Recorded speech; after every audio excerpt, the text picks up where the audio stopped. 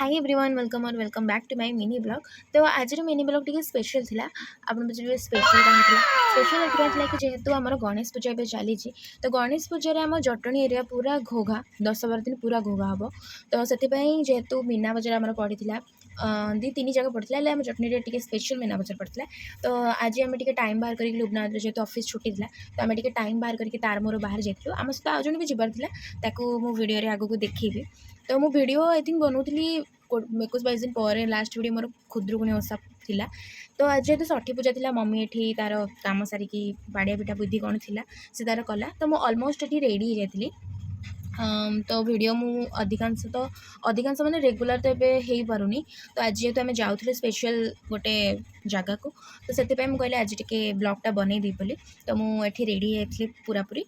तो आम दिज ही जबार था मम्मी जहाँ जाता जेहतु तार ओषा तो सी गले भी किसी खाईपारनी तो से आम कहलु कि आम दिज जीवु हेरी किंतु आउ जड़े जी अच्छी आम पर देखी मुझे आम दिज आज सेम सेम ड्रेस भी पिंधिलु मैंने सेम कलर तापर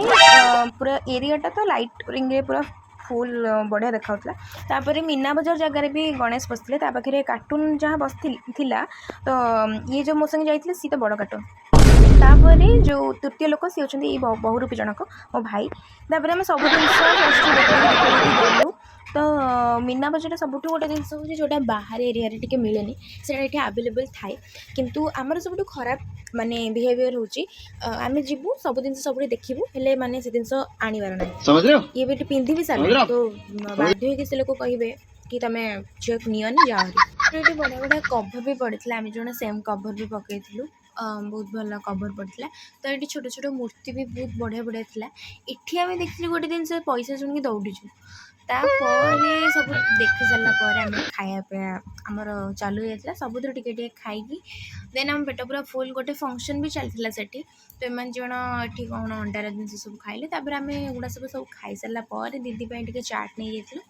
पुआ ये कौन गोटे कि रामदोली तो बहुत बढ़िया लगुला मुझे सब जिन किणिक आनी ये मो मम्मी से कथा कहूँ चाहूँ सी शुणी शोई पड़ा अलरेडी। तो thank you so much for watching my video आज ब्लॉग ये रखुची।